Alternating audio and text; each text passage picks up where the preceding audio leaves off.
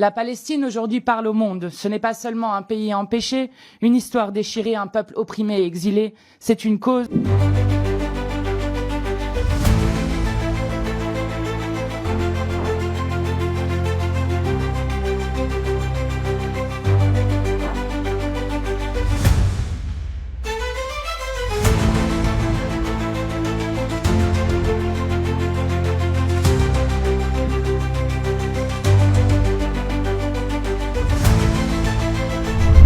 Monsieur le Président, Madame l'ambassadrice de Palestine, avant toute chose, je souhaitais vous présenter toutes mes condoléances et celles de la représentation nationale.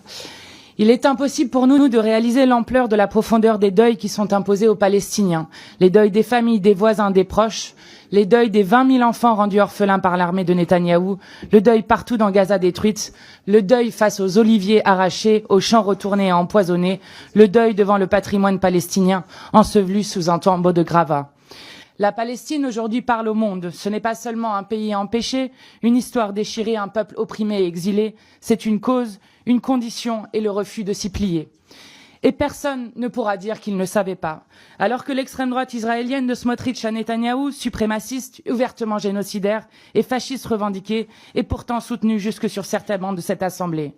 Personne ne pourra dire qu'il ne savait pas, alors que le peuple palestinien subit le premier génocide diffusé en direct de l'histoire de l'humanité. Alors que plus de 16 000 enfants ont été assassinés parce qu'ils étaient considérés comme coupables d'exister. Alors que la famine est utilisée comme arme de guerre, alors que le rapporteur de l'ONU sur les pratiques israéliennes nous met en garde, l'histoire ne pardonnera, ni n'oubliera notre inaction et notre complicité. Personne ne pourra dire qu'il ne savait pas alors que la Cisjordanie et Jérusalem-Est sont annexées au vu et au su du monde et au mépris total du droit international. Alors que partout, les voix et les militants pour la paix sont insultés et criminalisés. Mais le renoncement n'est pas une option pour le peuple palestinien. Vous continuez à œuvrer inlassablement pour l'obtention d'un cessez-le-feu et pour la reconnaissance de l'État palestinien. Et dans ce combat, soyez-en sûrs, le peuple français est à vos côtés.